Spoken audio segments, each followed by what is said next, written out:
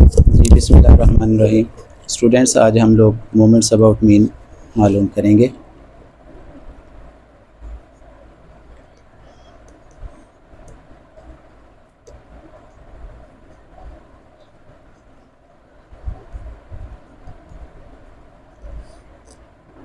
तो moments about mean को हम लोग एक्चुअल मोमेंट भी कहते हैं।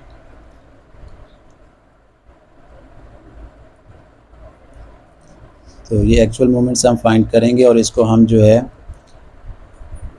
M1, M2, M3, M4 से डिनोट करते हैं, या हम इसके लिए μ1, μ2, μ3, μ4 से ज़ाहिर करते हैं। तो आज हमारा जो डाटा होगा वो होगा ग्रुप डाटा।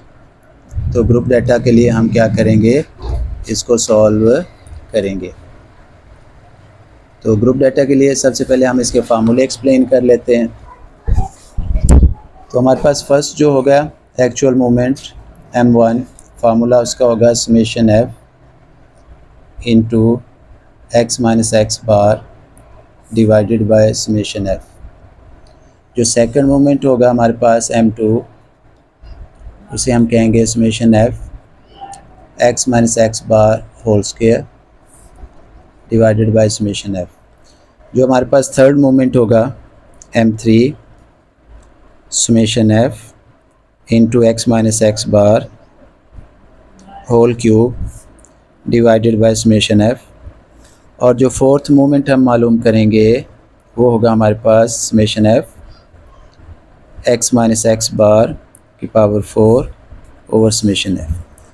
तो ये फार्मूले हम यूज़ करते हुए first 4 moments about mean find करेंगे। जी, हम यहाँ पे कोई क्वेश्चन ले लेते हैं, उसका डाटा लिख लेते हैं और फिर उसको सॉल्व करने की कोशिश करते हैं। तो हमारे पास आज जो क्वेश्चन होगा वो ग्रुप डाटा का होगा। तो उसमें हमें क्लास गिवन होगी और उसकी फ्रीक्वेंसी होगी। ये दो कॉलम्स हमें दिए गए होंगे। हम लोग डाटा इसमें पुट कर लेते हैं, अपनी तरफ से बना लेते हैं कोई क्वेश्चन। 50 to 19, फिर 20 to 24, नेक्स्ट क्लास होगी 25 से 29, नेक्स्ट होगी 30 से 34 और नेक्स्ट होगी 35 to 39। फ्रीक्वेंसी पुट कर लेते हैं। ये हमारे पास क्वेश्चन है और हमें कहा गया होगा फाइंड 4 मोमेंट्स अबाउट मीन।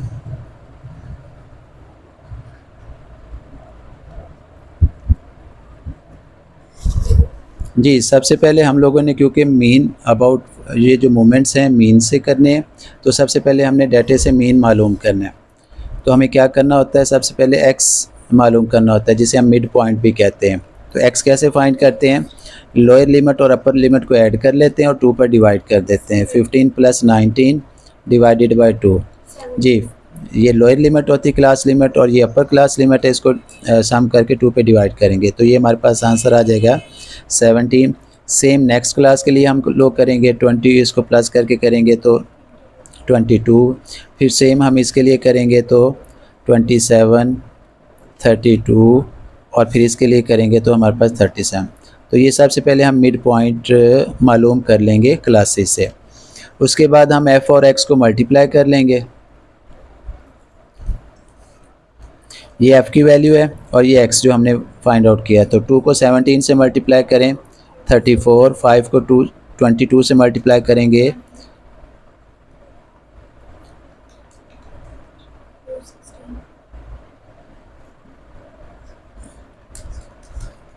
और इसी तरह से 1 को 37 से मल्टीप्लाई करेंगे तो 37।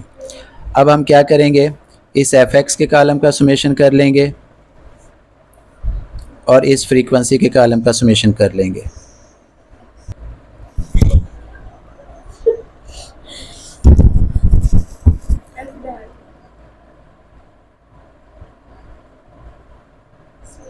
बस वही चल जाता है।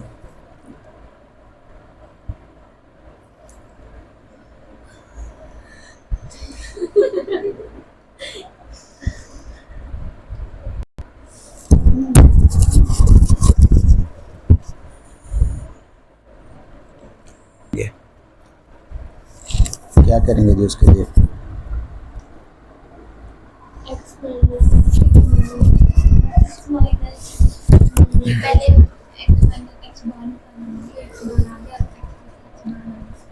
लेंगे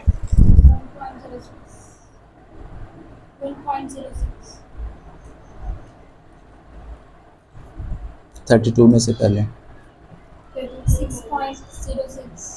6.06 मैं इनका स्केल लेके जाती हूँ 11.06 माइनस 8 अब इनके स्केल ले लें। माइनस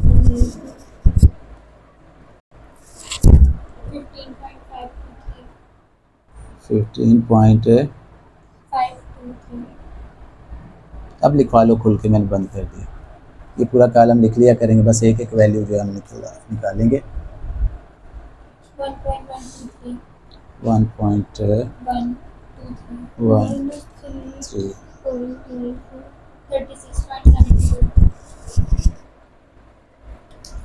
जी। तो इस तरह से हमने ये तमाम स्क्वेयर्स मालूम कर लिए हैं। तो अब हम क्यूब कर लेंगे, x माइनस एक्स बार का होल क्यूब करेंगे तो हमारे पास ये जो वैल्यू है इसका क्यूब निकाल लेंगे। माइनस 611.96 611.96 एंड सो ऑन, इसी तरह से बाकी मालूम। जी तो अब हम इसकी ना 4 पावर ले लेंगे और हमारे पास जब -8.94 की 4 पावर लेंगे तो कितना आ जाएगा हमारे पास 66387.78 और सेम वैल्यूज हम इसी तरह से करते जाएंगे। हम इनकी 4 पावर लेते जाएंगे सबकी और वैल्यू फाइंड करते जाएंगे। जी तो इस तरीके से हमने ये 4 पावर भी ये तमाम जो है मालूम कर ली है। 4 पावर के बाद अब हम क्या करेंगे, इन तमाम कॉलम्स को जो हमने मालूम किए इनको फ्रीक्वेंसी से मल्टीप्लाई करेंगे।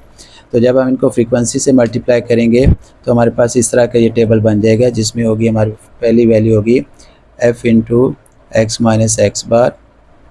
इस तरह से एक कॉलम बन जाएगा हमारे पास। फिर f को हम स्क्वायर वाले से मल्टीप्लाई कर देंगे। फिर फ्रीक्वेंसी को हम जो है क्यूब वाले से मल्टीप्लाई कर देंगे और फिर फ्रीक्वेंसी को हम 4 वाले से मल्टीप्लाई कर देंगे। तो इस तरह से कॉलम बनते जाएंगे।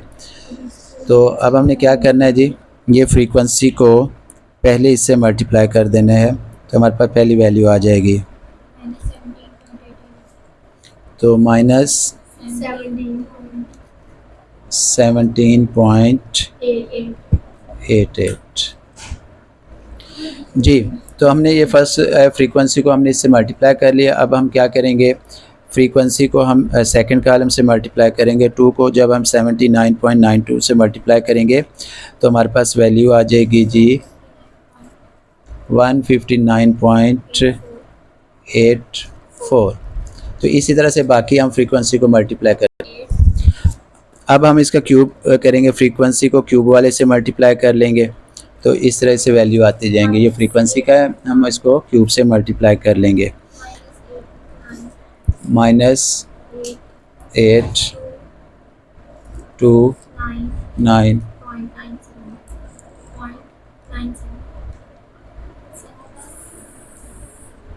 इसी तरह से बाकी हम मल्टीप्लाई कर जी। तो अब हम क्या करेंगे, फ्रीक्वेंसी को 4 वाले से मल्टीप्लाई कर लेंगे। ये हमारे पास फ्रीक्वेंसी है, इसको 4 वाले कॉलम से मल्टीप्लाई कर लेंगे, हमारे पास इसका आंसर आ जाएगा। तो हम 2 को इससे मल्टीप्लाई करेंगे तो हमारे पास वैल्यू आ जाएगी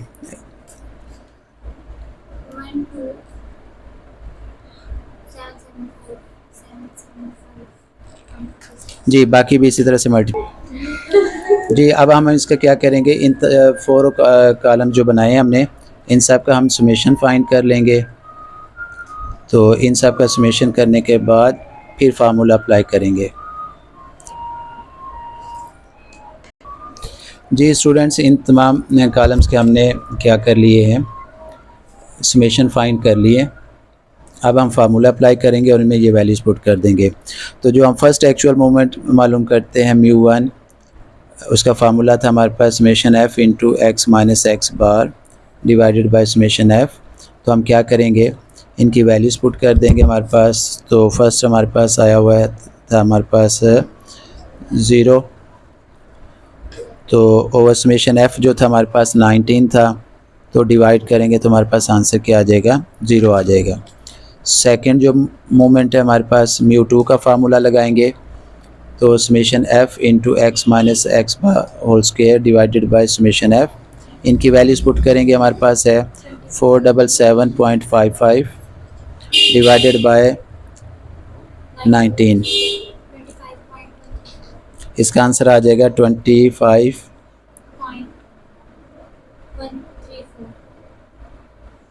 जी μ3 जब हम फाइंड करेंगे तो इसका फार्मूला लिखेंगे summation f X minus X bar cube over summation f। तो इसकी वैल्यूज़ हम लिख लेंगे 894.31 डिवाइडेड बाय 19। तो इसका आंसर आ गया हमारे पास 47.068। और μ4 जब हम मालूम करेंगे तो इसका फार्मूला लिखेंगे summation f X minus X bar की पावर 4 समेशन f। तो इसका जो समेशन आया था हमारे पास वो था 3299.48 डिवाइडेड बाय 19। तो अब हम इसको सॉल्व करेंगे तो क्या आंसर आ जाएगा हमारे पास,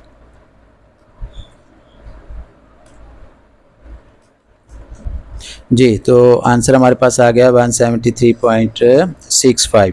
तो इस तरह से हमने ये 4 मोमेंट्स अबाउट मीन फाइंड कर लिए हैं, जिनके आंसर ये हमारे पास आ गए। ये M1 का, M2, M3 और M4। इस तरह से ये हमारा टॉपिक कंप्लीट हुआ।